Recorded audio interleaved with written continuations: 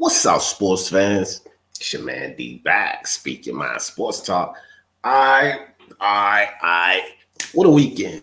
Good weekend of fights, man. A lot of fights. I mean, shit. It was another weekend where I had 3 devices going. I have my tablet, I have my laptop going, I have my TV going, I had Showtime, The Zone, ESPN. It was a boxing frenzy this weekend, baby. Man, some good fights. I got some wrong picks, man. I went the other way. I thought Alvarado and Maloney would be able to come and do something on the rematch. I went south. I won't lie, guys. I thought they would be able to adjust. Shout out to Joshua Franco, man. He won again. Gutierrez, he won. So I got those 2 fights wrong, but good fights indeed. Definitely knew that they were going to be close. Pretty much knew no one was going to get knocked out. You know, the Gutierrez fight, split decision. You pick a split decision and go split decision the other way. Picking split decision, so you understand that could go either way. But just great fights. Vergil Ortiz is ready. We're going to definitely talk about Vergil this morning. Look, the kid is ready. No more questions. No need to wonder. He's ready for Spence and Crawford. He's ready to fight both of them. Win, lose, or draw. And with that performance against Egidijus Kavaliauskas, I'll tell you something, guys.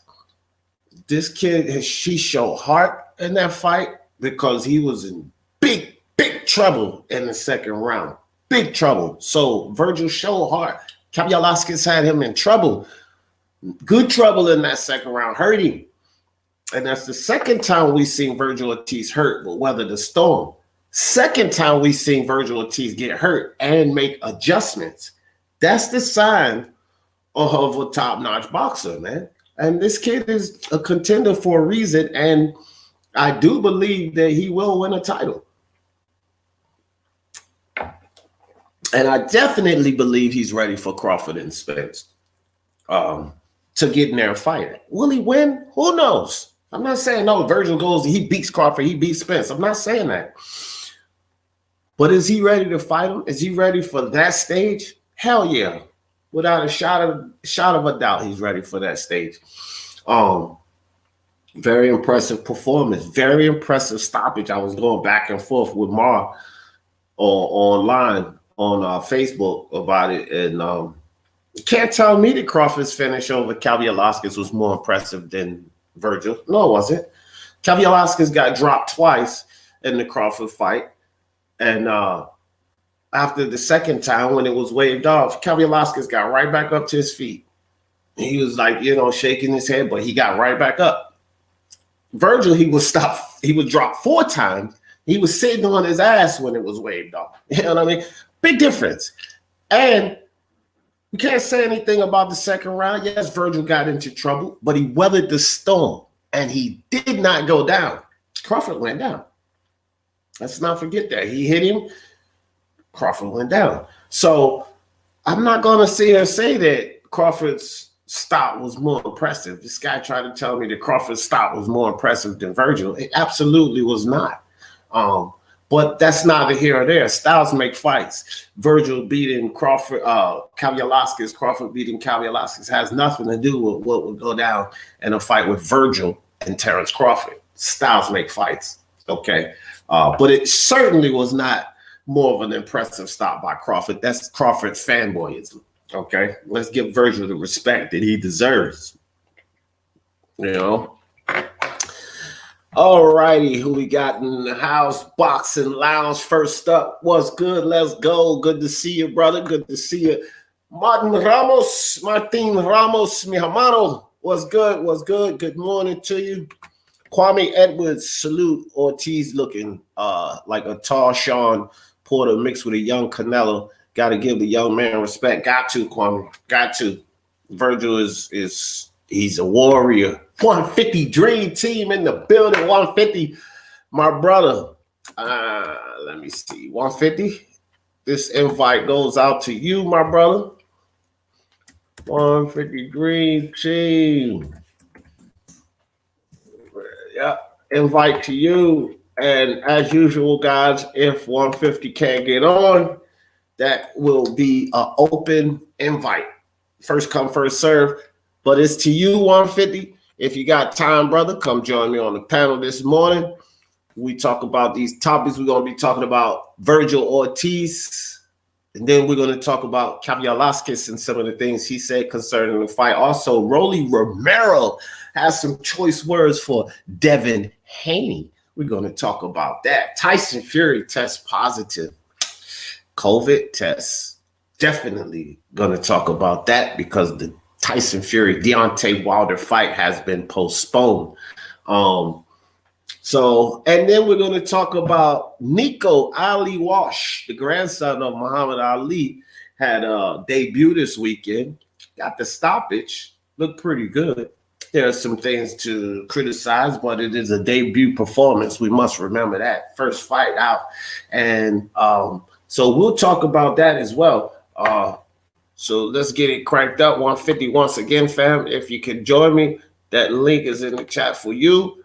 We'll give 150 about 10 minutes to get up here. Other than that, I'll drop the link again. First come, first serve, first person up.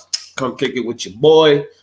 Let me see. 150 said Vergil dropped him 5 times, 4 times in 1 round. Yeah, exactly. He dropped him in the 3rd, and then he dropped him 4 times in the 8th to the stoppage. Exactly. 5 times. I don't get it, man. It's just Crawford fanboys, you know. They don't. It's not a look. To say that Vergil's stoppage was more impressive, that's not a knock on Crawford. That just means he beat Kavaliauskas. He stopped him more impressively. That's it. It doesn't mean Vergil beat Crawford. It's not a knock on Crawford. Styles make fights. You know, Crawford's more of a boxer, so he outboxed. When you say, if we look at the boxing acumen, Crawford outboxed. They both had to make adjustments, but Crawford adjustments were more efficient than Vergil's. I will say that. But it's not a knock on Crawford. So Crawford fans just need to get their panties out a bunch and accept that the young boy had a better performance against the best fight that he's had at 147. I think that's what hurts them the most is they all know that Mean Machine, Egidijus Kavaliauskas was Crawford's best fight at 147. Crawford fans understand this. So for Vergil to go in there and put on a more impressive stoppage, it's like, you know, it's like needles in their fucking chest. They don't want to hear things like that. They don't want to hear the truth. Fanboys generally don't want to hear the truth. That's all. That game in the building was good, brother. Was good. That game. Carlos Mendoza, what's up with you, Carlos? Virtuoso, good to see you, brother. Good to see you, Virtuoso. Bruce Gold's in the building. What's up, Bruce Gold? Knockout Boxing, what's good with you, baby? Good to see you, my. Hey, Knockout Boxing doing this thing, man. I see you over there. You keep pushing, bro. Keep pushing. I love it, man. I love to see it. I love it, Knockout. Look, Knockout, I'm going to drop this link in the chat. 150 pussyfoot. So you pussyfoot 150. I will drop the Knockout. There you go, Knockout. If you got time, brother, come join your boy D Jeff this morning. We ain't gonna be on before hour, dog. You know, I might go over 5 or 10 minutes. Julio Martinez, mi hermano, what's good with you?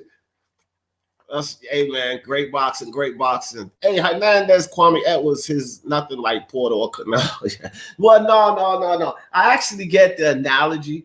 Let me tell you this, hey Hernandez. I when I seen it, I was like, I don't know, but I get the analogy. What he's trying to say is that Vergil will come in there and, you know, get busy on the inside, you know, which is the Porter portion of it, and then that dog in that heart, you know, could take a punch, the Canelo portion of it. So I think more or less, Hernandez, he was talking more or less about characteristics than style. You understand what I mean? So I think that's where Kwame was going. I should hope that's where Kwame was going with that. More characteristics of Porter and Canelo than the style of fighting. And I kind of got it when he said that. But if we're talking style of fighting, no, I feel you. It was one of those weird analogies, but I think that's what he meant by that. Hello, KJK, Sub D, Jeff, mi hermano. Let's talk about, yeah, Candaro, yes, sir. Oh, we getting there. We're going to get there, Julio. Hernandez, Porter because he's straightforward approach. Young Canelo because he's Russian and got himself clipped. Yeah, characteristics more. I figured that's what you meant, Kwame. Yeah, characteristically, that was a pretty good analogy. I get it. BK, Mind Sports Talk family in the building. Good to see you, BK. Knockout 86, never teach a Mexican warrior defense. Yeah, he let him fly. Look what happened. And Andy Ruiz became too robotic. Oh, boy. Driving to work. Okay, hey, it's all good. It's all good, Knockout. It was just good to see you, bro. Good to see you this morning. I got you, fam. Here's Eric Morales in the middle, Division 4 years' time. Yeah. He's special, man. Vergil special, that's for sure. Ortiz, top 5, 147. For sure. Pacquiao, Spence, Crawford, Porter, Ortiz, Thurman. And yeah, 2 inactive. Yeah, Carlos, I would put him there. You know, I would Spence Crawford, Pacquiao, Vergil, Porter. Yeah, I would still consider Thurman. I would consider Thurman. He is too inactive though. And Boots in this, I would consider him as well. Consider him. Vergil has proven more than Boots, so he deserves to be there. I mean, come on, bro. You got Solomon, Orozco, Maurice Hooker, now Egidijus, Kavaliauskas, Vargas. With Boots, all you got is Lipinets. So Vergil's definitely proven more than Gervonta and his Boots, but the talent-wise, the potential, you can see it there. Keith Thurman and Porter, you know, they've done it. So it's tough, but, you know, I would never argue putting him there. I mean, I just said at the beginning of this, he's ready to go get in there with Spencer Crawford. Why not? Who else is he going to fight before we say that Vergil's ready to get in there with Spencer Crawford? Who else does he have to fight? I mean, seriously. What, you go in there and beat up Danny Garcia or something? I don't think Danny beats him. That damn no look hook. That ain't gonna. Vergil beat him up, bro. Vergil's hands are too active. He already showed that he can make adjustments. Danny ain't gonna make no adjustments. That fool been fighting the same way since 140. So yeah, I definitely put him top 5. But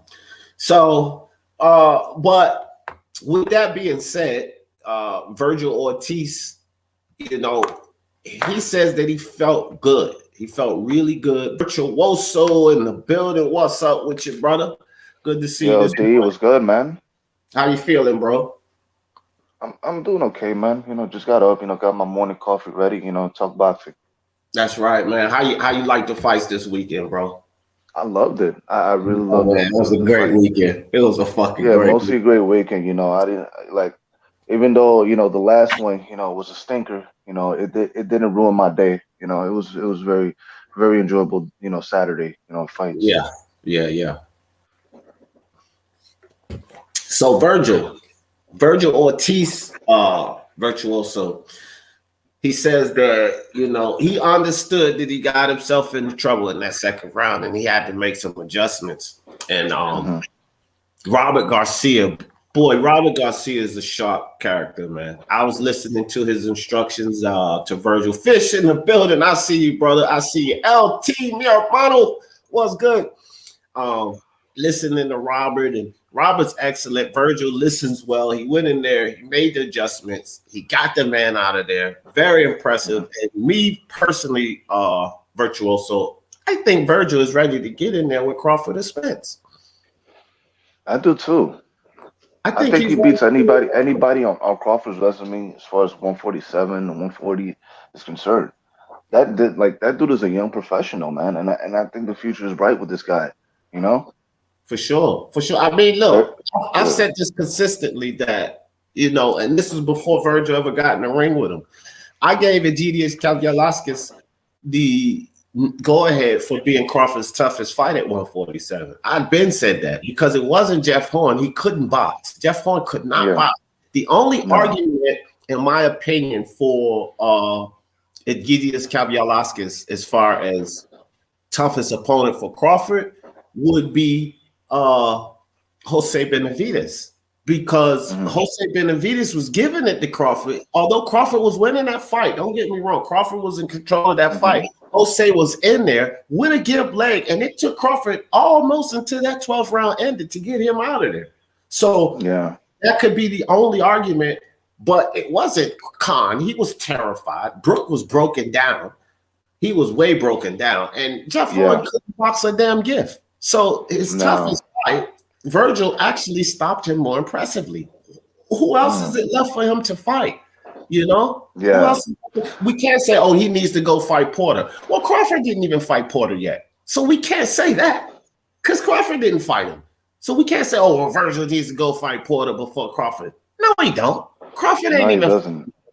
They're not even the same promotion. I mean, All right. this is like, okay, you have trouble doing business with PBC, right?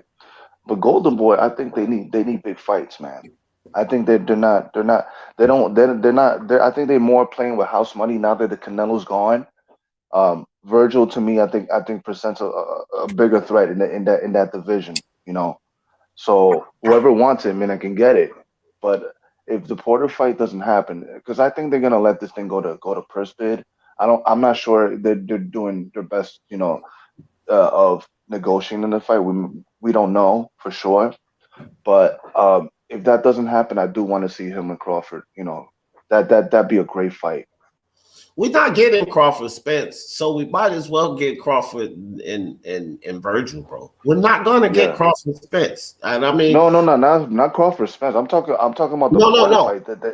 Yeah, I'm with you. Crawford Porter, the purse bid and all of that. I'm with you. I'm just saying if that doesn't work out, people just throw away the fact, don't think about Crawford Spence because we're not getting that no. fight. It should be Mm-mm. Crawford Virgil. You know what I mean? Mm-hmm. Listen, Virgil Ortiz could stand a loss to a Terence Crawford right now. This is something else Yeah. everyone has to understand. G-Man boxing in the building. Like I always say, if you haven't went over there and subscribed to my man G-Man, what the hell you waiting on? That's what I say. What's up, G-Man? What's good with you? He said Ortiz is a serious player for sure. Crawford is not done. Hernandez, you are out of your goddamn mind, bro. Crawford is still number one, number two in the welterweight division until proven otherwise. So slow your roll and pump your brakes. That dude is not done. He's far from done. No, sir. We're not going nowhere. I'm just saying that Virgil does deserve the right to get in there. It's no more. We need to see him this. We need to see him fight. We don't need to see any more from Virgil. He's ready to go fight Spence or Crawford, period. That's what I'm saying. But Crawford done? Hell no, Crawford ain't done. And don't be surprised he get in there and outbox. Listen, Hernandez, I got to say this, man. We got to keep these things in perspective. When he was in the ring with a boxer who's not the boxer that Crawford is, let's get something straight here.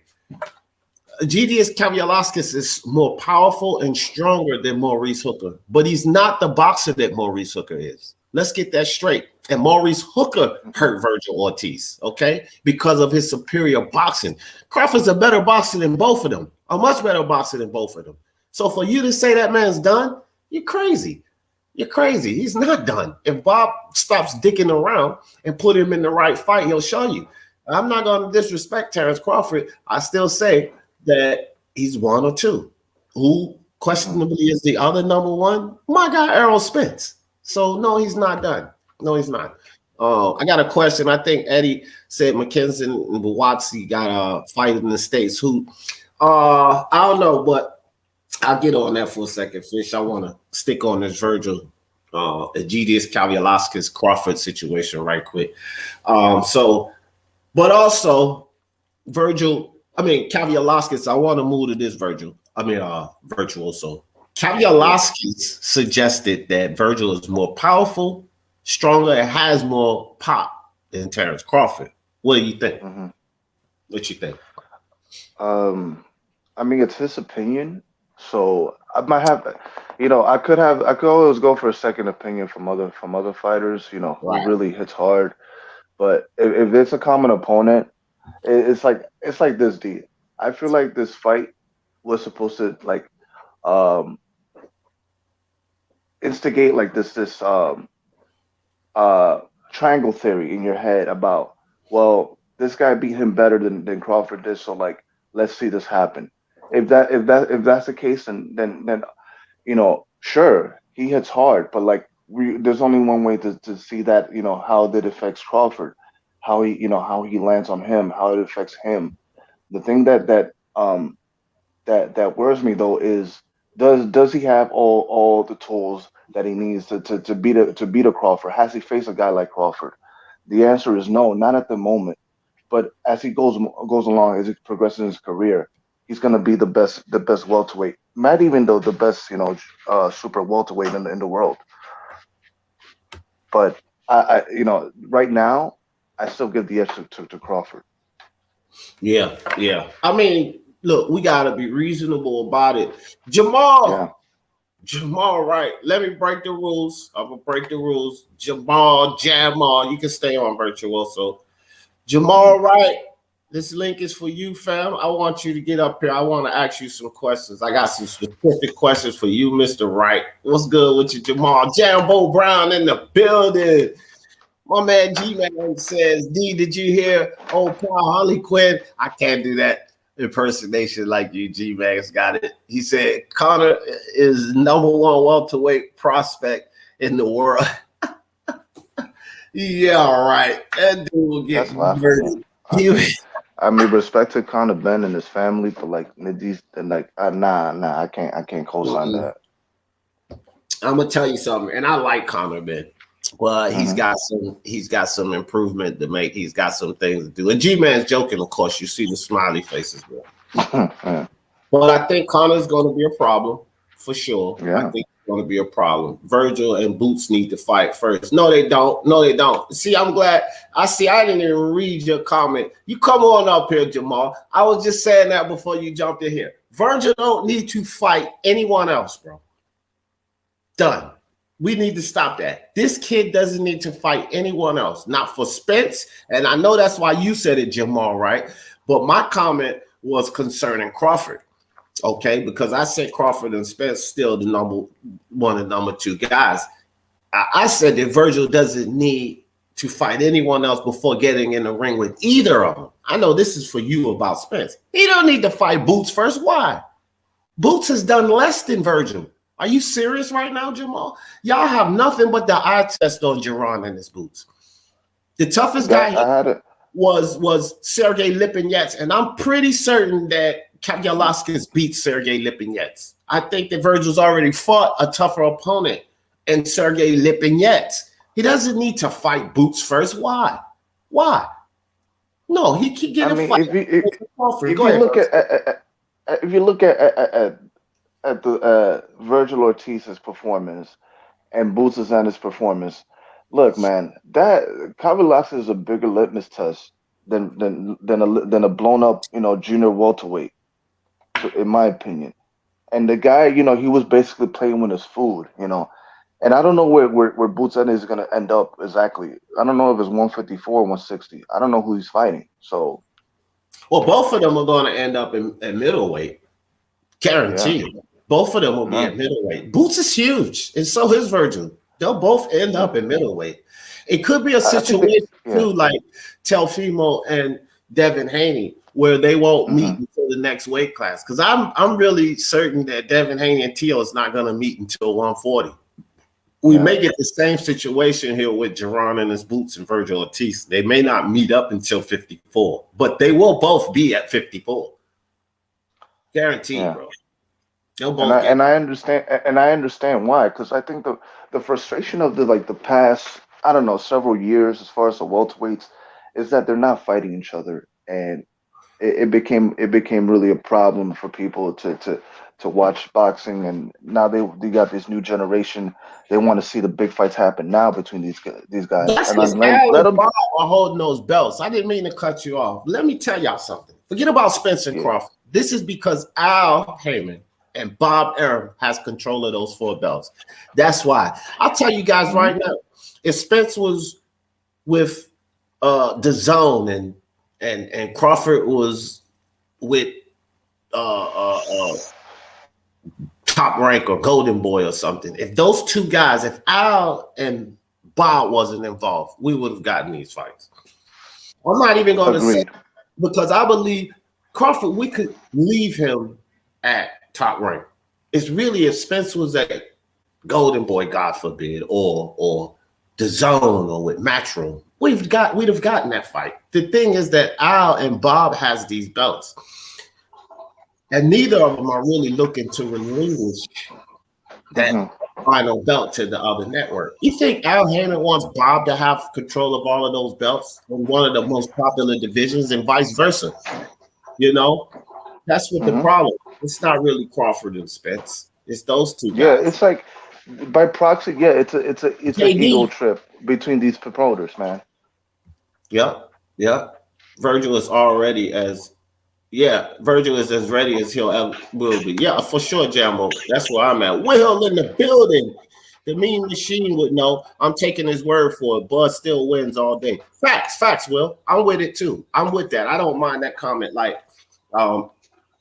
Kavaliauskas, I'll take his word for it. He's a common opponent. He's felt the power. He's stopped by both of these guys, so he's felt the power. So I'll take his word for it. To him, Vergil has more power and he's stronger. Does that mean that Vergil beats Crawford? No, because Crawford's the superior boxer. So I'm not saying that it means he beats him, but it damn sure means he's ready to fight him. Why not? Yeah. Why not? Crawford to me it seems like a guy that, you know, he's really responsible sometimes. Like, yeah, he does take chances. And even when he's like a little bit in trouble, he's still able to turn the fight on his head and be in control. Yeah, he's just listen, man. Crawford has so many adjustments that he's able to make. That's the thing. Yeah. Jamal, right in the building. I'm breaking the rules. There's 2 on the panel. What's up, Jamal? What's up with you? What's going on? What's going on? Same old, bro. I know you got these fights this weekend. All right, Jamal, what you think about Vergil? You say he need to fight Boots first. Explain that to me, sir. Why? Because Boots are a stepping stone to get to the big fish in Crawford first. They the top dog. You saying Vergil Ortiz did more than Boots? How? He got 18 fights. Boots almost got 30. So technically, both of them ain't fought nobody really. So how Vergil deserve a fight before deserve a Crawford fight first? Because of the opponents. Yes, he has more fights, but more fights of dog shit opponents. Pardon my French. He's got crap opponents. His only viable opponent is Egidijus Kavaliauskas, bro. The Chris Van Heerden would have been a good fight, but the head crash ended it. And Ayabov and these guys, they're nothing. Vergil has fought Brad Solomon, Vargas, Orozco, Maurice Hooker, and now just Egidijus Kavaliauskas. That's 5 fights. Boots has Sergey Lipinets and no one else. So level of competition matters here. It's nobody else to put in front of Vergil. No one else. Boots. These 2 guys are both coming up. These are both contenders. You don't have to fight another contender to get. He's already has a belt. He has a belt. Dog, you gotta understand that. It's not a major belt, but it's still a belt. He doesn't have to go down. Fighting Boots would be going down here. Boots don't have nothing. No, not really. Not really. He doesn't have anything, Jamal. What does he have? He doesn't even have an interim title. So that would be a step down. He's already has more than Boots. He's already fought higher level opponents than Boots back to back to back to back. So you saying he ready for Spence then too? I said that in the beginning. I said Spence and Crawford. If he's ready for number 1, then he's ready for number 2. If he's ready for number 2, he's ready for number 1. Crawford and Spence are 1 and 2. I can't say he's ready for Crawford, not ready for Spence, or he's ready for Spence and not ready for Crawford. He's ready to fight either of them. Listen, Jamal, am I saying he'll win? Do you think that I say he'll beat Spence?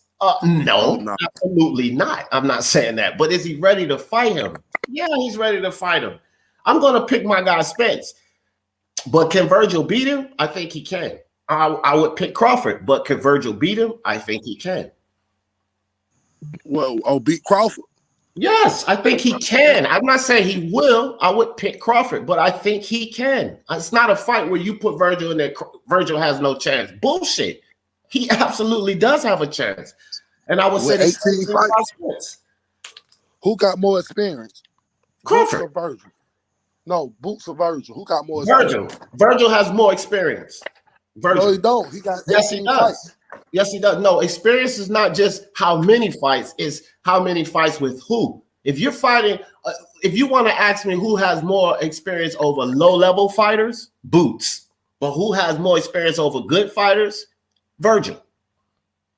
Man, y'all gonna try to put that boy in with Crawford. Crawford gonna beat the shit out that boy, man. Hey, man, well, that's what's supposed to happen. If you supposed to step up to the best. If you lose, you lose. If not, then you win. You know, but how many people Jamal said Sonny Liston was going to beat the shit out of Ali? How many? Damn near everybody. And he went in there and whooped the hell out of Sonny Liston. How many people said that Mike Tyson was too young to move to that next level? A lot of people did. And he went in there and demolished Burbick. So listen, bro, the young kids, Lomachenko Teofimo. Lomachenko gonna box circles around this kid, but he won.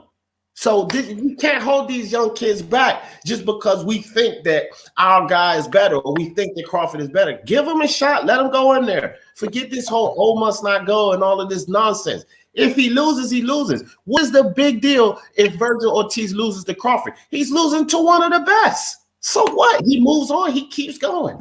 And he won't be the same again. He won't be the same. No nonsense. That's nonsense. Canelo got schooled by Floyd Mayweather. He was better.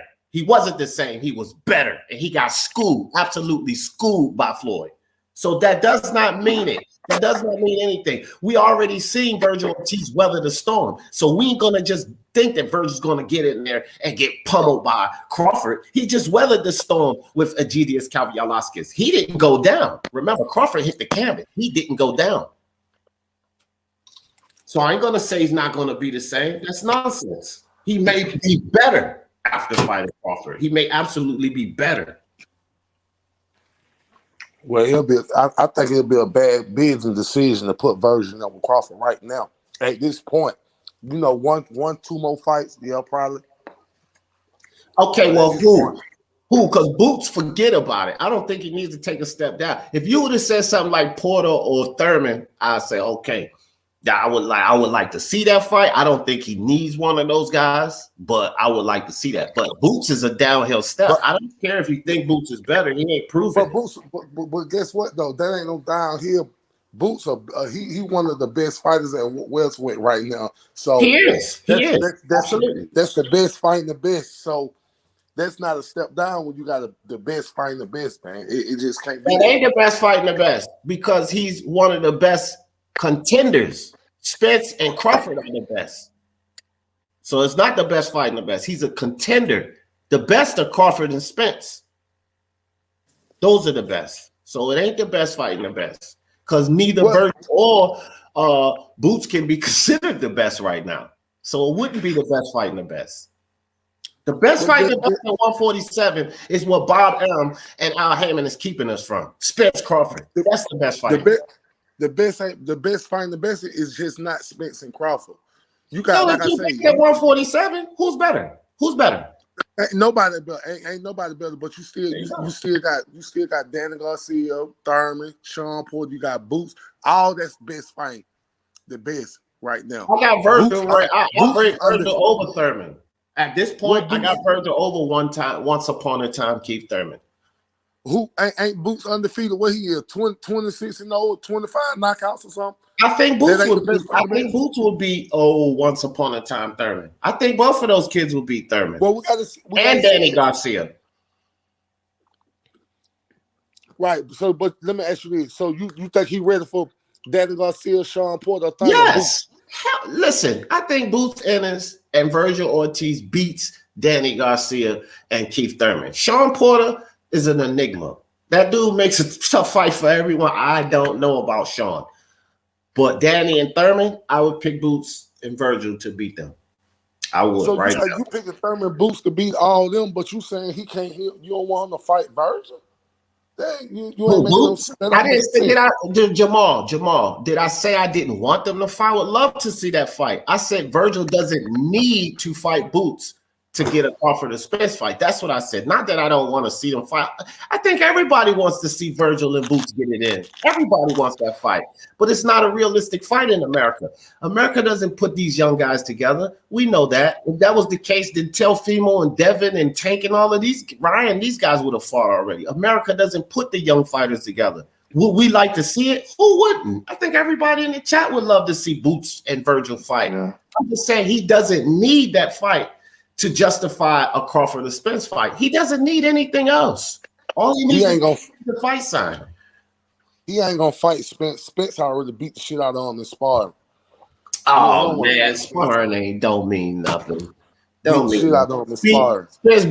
Spence gave Mayweather a black eye sparring back then. You think he would have beat Mayweather back then? No. Floyd would have boxed his socks off. So sparring don't mean nothing, fam. Well, first of all, he ain't even gonna get to Spence before he even gets to Spence. Spence already not being no moved up. Spence ain't got no probably about 2 more fights there. So he might get Crawford. He might get Crawford. So Crawford ain't finna move up no more. But as far as Spence, he ain't gonna be able to get to Spence because Spence gonna go on to another weight class soon. Crawford, I'm gonna say this about Terence Crawford, bro. Terence Crawford will not go for a belt undisputed if he doesn't make the Spence fight. Those belts would be scattered, and he's not going to make it through that minefield. I don't care what nobody says. He's too old, bro. By the time he gets through that minefield, he'll be too old. One of those young boys will spark him out, whether it be Boots or Vergil. I really believe that. Oh, yeah. Crawford ain't no spring chicken. By the time he get to the last belt, he'll be too old, and one of those young guys will spark him out if Spence was to vacate the belts. His opportunity to go for a belt is to get it done in one fight with Errol Spence and vice versa. I don't think Spence weathers the storm for that long because he's too big. He's going to have to move up, just like you said. Let me get some shout outs right quick. What about me in the boxing? I mean, in the building, I see you. All right. Thanks for coming through, Jamal. My man Flame on. What's good with you? What's good? He said, yeah, he should fight people that Spence and Bud haven't. Yeah, he could, but it's no need for that. That's all I'm saying. Lady Chan in the building. What's good with your sis? My man Samuel Wild Shaw says Vergil is ready for a shot at Bud. Not forget how Kel's jab was touching Bud up before. Yeah, he took him out. Vergil's jab is way better and crisp and more powerful, Samuel, for sure. Yeah, I'm rolling with Vergil over Bud. Woo, Samuel Wild Shaw. He said he rolling with Vergil over, Bud. Okay, Samuel. Wow, I hear you. Ronald Finkley in the building. What's good, Ronald? What's good? Let me slide down, man. Slide down. We got to move on, guys. I knew I was going to spend a lot of time on this Vergil. We more than half the show. Mike from Boston. What's good? What's good? Yeah, I went way over time with this Vergil talk. I should have just made the whole morning show about that. Black and Brown Boxing, what's good with you? What's good? He said Jamal didn't like when you said Vergil has. I mean, look, he does. He got a better resume than Boots. That's easy. It's not so much quantity, it's quality, man. Quality, bro. Quality opponents. South Croy in the building. What's good, brethren? He said he is already he is ready to fight any of those. And he could win. Yes, he could. He definitely could, bro. I don't, it's so offensive. It's not offensive to me to say that he could beat Spence. That's not saying he will beat Spence. That's saying he's shown me the ability to get in there and beat Spence. What's so bad about that, bro? Mm-hmm. Am I not a Spence fan just because I say this other guy has shown me the ability to beat Spence? Those are the type of fights that I want to see. I want to see Spence fight Crawford. This is a guy who can beat him. I want to see him fight Vergil. This is a guy who can beat him. Does that mean I think they will beat him? No, but they can. Those are the fights I want to see. Is that a crime? Is that a crime? Like, what the hell? Tone, what's good? Aob's in the building. Good to see you, brother. Let me make sure I didn't miss anybody. I see all you guys in here. Everybody like that fight, man. We got to get this Vergil. Lady Chan said it's a step down. He has nada. Oh, yeah, we like Boots. Ortiz surpassed him. Thank you, sis. Exactly. It is a step down for sure, bro. For sure. All right, I'm sliding down. Sorry, guys, I'm always behind. G-Man says, I love Crawford, but I'll call for the ups. Oh, here we go. We got a live Vergil, 100%. Yes, sir. I like it. Okay, guys, we got to move on. I didn't even put the pictures up about Vergil. Let's talk Tyson Fury, man. Let's talk Tyson Fury right quick. Oh, boy. Yeah. Now, guys, and I know plenty of you guys have heard me say this. I don't even believe in this whole COVID. Look, a while ago, guys, I said this. This is like when Povetkin got COVID during the Dillian White situation. I said this. I said, I don't believe this COVID situation. I believe that they're saying some of these fighters have COVID as a way to delay the fights because the fans cannot argue about it, right? Now, I'm going to tell you why I'm saying all of this concerning Tyson Fury. Now, Friday or Thursday or Friday on the morning show, I put the report out there that Tyson Fury's daughter, Athena Fury, the newborn baby, she was born, she had to go into ICU. And, they thought that she was well, sent her home. Boom, the next day, right back in ICU. And I was like, oh, man, I think that this could delay the Tyson Fury and Wilder fight. Here's the kicker, though. They just been through court. You understand what I'm saying? Tyson Fury and Bob and them, they don't need any more hiccups or lawsuits or none of that. So if you say I have COVID, nothing the other side can do about it. Nothing the fans can complain about it. But if you come and say my daughter's sick, forget about this fight, I'm going to be there for my daughter. Some fans don't care about personal life. Some fans will be like, oh, everybody's got a problem. Canelo's brother was kidnapped and he fought. Such and such fathers died and he fought. Such and such mothers died and they fought the fight. So that wouldn't be, to some fans, enough to get out of a fight, right? But Tyson Fury has COVID. No one can argue.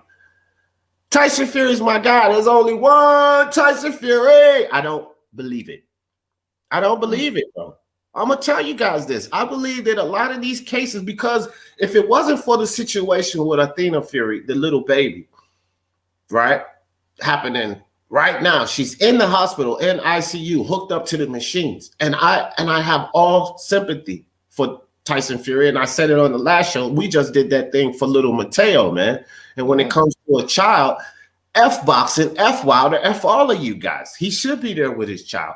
But still, there will be legal ramifications and all of this nonsense. So let's just say he got COVID and call it a day. That's what I think is going on here. What you think, Virtuoso?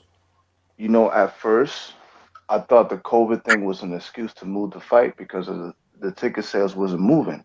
It wasn't moving tickets. Until I found out about this thing with Athena Fury, then I started I had to rethink, what exactly, if this illness, that this COVID thing that he had was legit, and that might have, I think that might have triggered it because, I think the baby had respiratory illness, had some respiratory issues, and had to go back to ICU, and then damn, I'm like, this guy Fury, I don't feel like he was taking this thing very seriously. He think, oh, I'll just take one vaccine and I'll be okay. When it's exactly two, he didn't take the second one, and then he still had it, and then that might have affected the baby. So that to me, that whole thing is listen, man, this kind of falls on him, and if you want to take time off, you do it, but take this thing seriously because this is not just about your career. It's about your life. It's about your family's life. Yeah, for sure. So get it out the way, man, before it gets worse. That's a fact. Mike says, I caught COVID despite being vaccinated. See? And so there's other cases. There's even cases of people who were vaccinated, contracted the illness and passed from it after being vaccinated. But I'm not getting into all of that right now. Lady Chan, them seasons, she says, he said this morning he's back training for the fight, 7-week camp to the fight. Just posted. Nice update. Thank you, ladies. Thank you very much. Ronald Finkley said, thank goodness, Lady Chan. I saw a headline on that chat about Be Happy Fury is done. But nah, Fury's not done. You know what? Wilder fans want him to be done. They're quaking in their boots. They know he's going to come back and beat Wilder up again. Let's not get it twisted. Just because I don't believe it, let's not get it twisted. You see this bald head? You see Fury's bald head? You're on the same team. You're going to beat Wilder up. You got it? That's my guy, Tyson Fury. But I just wanted to touch on that a little bit, bro. I'm not really too confident on. I just think that COVID is a way for a lot of these fighters to postpone the fight. And who can complain? But I'm still with Tyson Fury because this is his daughter, bro. This is his daughter. Yeah. And if that's the case, man, F boxing. I'm going to be there for my child. As much as I want to see him beat up Wilder and move on to Joshua, I'm with Fury to be there for his baby. He said that he's back in fight camp, but that thing needed to be delayed, bro. I don't think he should go through that and be pressed with that, and his baby's in the hospital fighting for her life. To hell with all of that, bro. And to hell with any of the fans who think otherwise. Like, I don't care. Be funny as F watching White go road on White. Man, White won't get knocked out by Wilder. Period. All you White fans, forget about it. Dillian White will get absolutely not. Listen, Wilder is preparing for a greater fighter. Period. Fury's a better boxer. He'll beat up Dillian White too. That's who Wilder's been preparing for. Wilder slipped one of White's slow punches and bah! Ice him. Now you seen what Pavecka did to him. He had the referee cuddling him like a little newborn baby. Wilder will ice that dude, dog. Virtuoso, take over for a second. Look, I'm gonna give you a topic right here. This is what you talk about, Virtuoso. Do you know what Rolly was saying about Devin Haney? That's what we're gonna talk about. This kid is annoying, man. I don't like him, but like he's a troll. I gotta like I don't really understand what is the big deal with Rolly. He has so much heat right now, but it's not the heat you're talking about. He has a lot of goal-wing heat. Talking about, oh, these guys are my sons, you know, Devin Haney and Tank Davis. I think he may want that fight, you know. He may want that fight between him and Tank Davis, but he's asking for, you know, he's asking for a reckoning, man. That he's gonna regret to talk shit about. So whatever happens, man, happens, man. I really don't care about Rolly Romero, man. Dude's a bum, but he's a good troll. He knows how to get under people's skin. Good social media game, though. I respect him for that. Yeah. Rolly, I'm back. Rolly Romero. So, guys, just to give you a heads up, this is what we talking about. Rolly Romero says, Devin Haney is a waste of time. I'm not worried about fighting Devin Haney. I got bigger fish to fry. I want Gervonta Tank Davis. Now, I always get on Rolly on a lot of Rebel Life. I seen you step in here, brother.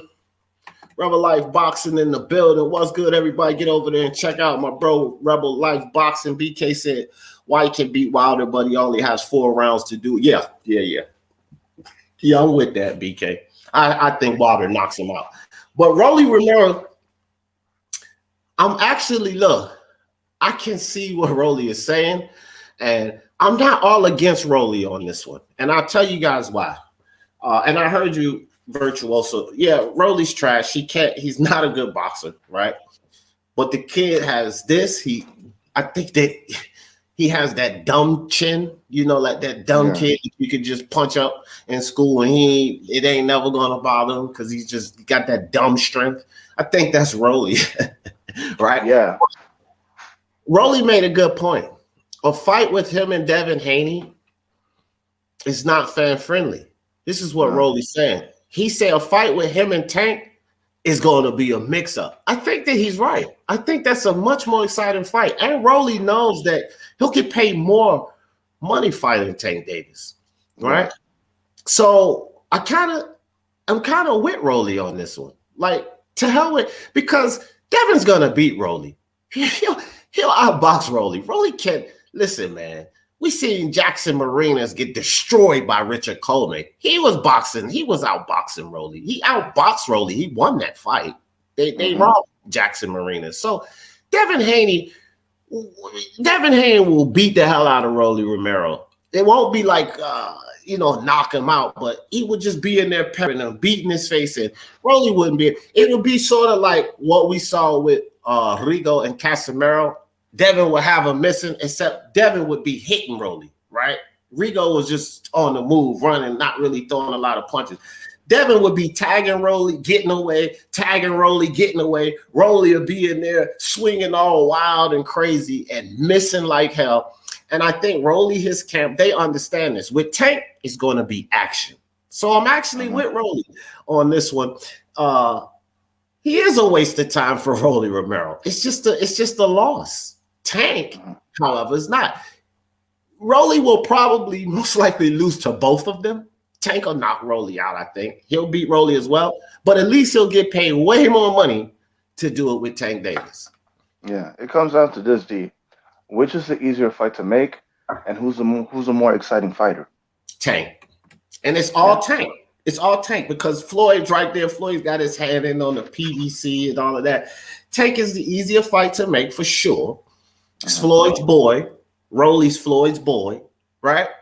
They're both TMT, bro. Forget about PBC. They're both TMT. That's the easiest fight to make. And come on, they're trying to make how Ellaby and Floyd said, Rolly a star. Tank a star. Well, go beat up Rolly. That's even more. Shut Rolly up, Tank. Go shut Rolly up. The fans would love it. They're tired of hearing Rolly's mouth. So the fans would love to see Tank beat up Rolly. That's even more stardom for Tank. That's the better situation. And so, Rolly says a lot of silly things and all of that. And if we're going to flame him, we're going to flame him. Actually, I have no flame for Rolly in this one. None at all. I have no flame for him, surprisingly enough. Although I do like to see Rolly get his ears boxed off by Devin for 12 straight rounds. That's actually be more funny. I don't know. It's so debatable. Him getting boxed his ears off for 12 straight rounds or getting knocked out. So they're both equally funny. Well, you know why I like Tank fight a little more, because I think that Tank, I'm pretty sure, me personally, I think Rolly's more powerful than Mario Barrios. And Barrios hit Tank with some shots that got his attention. I'm not saying he hurt Tank, but he hit him with some shots that got his attention. I think we could see Rolly swing one and, might buzz or hurt Tank. Because Rolly's tough. Tank ain't just going to come in there, punch him up once or twice and knock him out. No, Rolly's tough. Rolly's tough as nails. And he's wild. He's, a guy that's wild and unorthodox is sometimes more difficult to fight than a skilled boxer, because these skilled boxers, they go in there and they train against traditional boxing. When you got these guys that's wild and unorthodox like Rolly, you can't train for that. You can't even get a sparring partner in there to train for that, right? Yeah. So it's just more exciting to me, bro. I mean, Devin's boring. He can box his ass off, and he's going to win a lot of fights, but he's boring. Demetrius Andre, boring. Floyd was boring. Those are boring fights. They're going to win. Yeah. They're boring. Fans do not like fights that are clinical, that are one-sided, lopsided. They want to see action. They want to see a thrill ride. And I think you might get that with... What was that? I'm sorry, Virtual somebody Flame wants it. You said I got Rolly beaten down. Wow. You know what? When you brought up an educated fighter, like not being ready for this unorthodox style, I bring up Vernon Forrest against Mayorga. Yeah. Because I don't see it turning. I don't see it turning out that way. No. But look, flame on. If Rolly hits harder than Linares, I don't care what anyone says. If Rolly was to catch Devin and hurt him, bro, that dude's an animal when he goes to close. He's an animal when he goes to close. So I don't think it would happen though. But Rolly fight like Mayorga. Yeah, Mayorga is a bit better than Rolly. But yeah. Devin ain't boring. Y'all tripping, please. Ronald, stop it. That dude is boring. What about the hug fest after the 10th round? That was exciting to you? It was comical, but it wasn't exciting. Floyd was not boring. Listen, Lady Shan, I was a huge Floyd fan. At the end of his career, he absolutely was. Pretty Boy wasn't. Pretty Boy was exciting. No, he wasn't. All of that. Money May to those last 5 or 6 fights. Come on, Shan. That dude was boring. This is a snooze fest. I mean, come on. He won. He was impressive, but he was boring. He was to me anyway. Rolly's pretty much the modern day Mayorga. Yeah, a lot of people say that, I think. All right, last topic, guys. We got 4 minutes to cover this one. And Nico Ali-Walsh, grandson of Muhammad Ali, he wore the trunks that were made for Muhammad Ali way back. These are Muhammad Ali's trunks that was made for him back in the day. He never did wear them. Nico wore those trunks in an impressive stoppage performance in his debut. Now, is Nico the coming of Ali? Hell no. If you watch him fight, hell no, he's not. I think that there's unnecessary pressure being built up on this kid, but he's the one inviting this pressure because all he talks about is Ali. You got to understand something. This is one of the greatest. I would be more like Chris Eubanks. I would try to not mention it at all, bro. More like Conor Ben. They try not to mention their fathers at all. Man, I think that Ali-Walsh made a mistake because we all know how it is in boxing. You got to be put in front of the right people. You got to have the cameras in your face. You could be the greatest, one of the greatest Boots Ennis, but you're not getting the right fight. So he leans on his grandfather's name to get these fights. Okay. Mm-hmm. He got to move through boxing that way. That is a good way to get his name out there because you're the grandson of Ali. But that added pressure, everybody's going to be trying to take your head off because you're the grandson of Ali. So, dude, you better be ready for what's coming to you. And it was an impressive debut, but I don't think he is. This kid, Ryan Garcia, remember how Ryan would keep that chin up in the air? Yeah. That's Nico Walsh, bro. You go watch that fight. That chin was in the air like, hit me. This guy he was fighting, I don't know who this guy is, but he just couldn't land that punch. But this dude's chin stayed in the air, okay? So that defense has to be worked on. But I think as a debut, and the kid has some amateur background, as a debut, I think he did pretty fair. You know, we watched Campbell Hatton's debut. Not so impressive. Not so impressive. We watched this kid's debut. It wasn't like, say, Keyshawn Davis' debut, but it was a pretty good debut for the kid. You understand what I'm saying? I just think that there's a lot of added pressure being the grandson of the great Muhammad Ali. What do you think about Nico Walsh? Did you catch his fight, Virtuoso? No, I didn't catch his fight because I was watching the zone card. Right. I need to see the highlights. I need to see what this kid has, to really gauge, his skill set and see what I can formulate an opinion on. Well, I'll tell you. I'll tell you something now because I watched the whole fight. Well, it wasn't a lot to watch. He stopped the guy in the first round. But he moves well. This kid, Nico, moves well. He has the fundamentals down, right? He was utilizing the jab. He was moving around the ring well. I just didn't like his defensive prowess. Like they need to work with him on defense because he keeps that chin in the air and he does not do a good job of getting off center line. With a higher level opponent, that's going to be a huge problem. We don't know what his chin is like. Shit, pardon my French, but if that was inherited, that durability, this kid's going to be something special because, Ali, you can hit him with a damn sledgehammer. It seemed like he didn't want to go down, right? So, Shiz Biz, what's good with you, brother? So, if you said no one would mention this guy if he wasn't For sure. But you got to do that sometimes, bitch. Sometimes to move through boxing, why not take that? Why not take that angle? Because again, he could end up like Gervonta in his boots. He could be a very good talent, but then not really up there in the rankings, or cameras not in front of him because he don't have the right people behind him. Well, with that name Ali behind you, you get to come in the ring with some official Ali trunks. You guys know how much those trunks are worth? Holy hell. That's a collector's item. Man, somebody would pay hundreds of thousands for those trunks right there. You know why? Because they were made for Ali, and his grandson won a debut fight in them. That kid, all he have to do is sign them and put them on eBay. Hundreds of thousands. I bet you they'll go for that. Those trunks are worth money. So just to have that will help him move along in the sport of boxing, navigate through all of the bullshit politics. His name puts him up there now, right? His name gives him, listen, a fighter to go fight this kid, Ali-Walsh, right? They could say he beat the grandson of Muhammad Ali. A fighter could ride on that for a little bit. He beat the grandson of Muhammad Ali. That alone. So he's a target.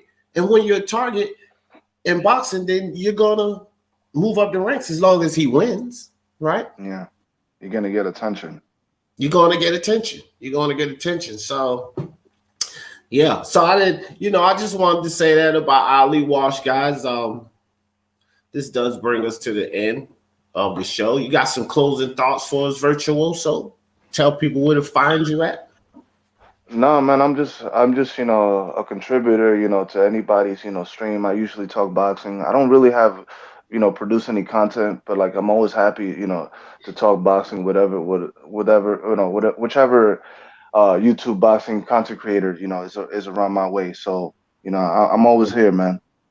Appreciate you, brother, joining me this morning. Jamal, right? My Atlanta, Georgia hombre. Appreciate you coming up, Jamal, right? Lady Shan in the building. Lady Shan, everybody get over there and check out the UK Connect. Lady Shan holding it down over there for the UK. I appreciate you coming through, sis. Shiz Biz, Ronald Finkley, everybody. Appreciate y'all. We get ready to get out of here, man. Good weekend of fights, man. I'll see you guys tomorrow morning for the next one. And don't forget, man, y'all let everybody know, hit that like, share the best morning boxing show in the YTBC. And y'all know how I always end this thing. For the love of sports, let's talk about it. Peace. Peace.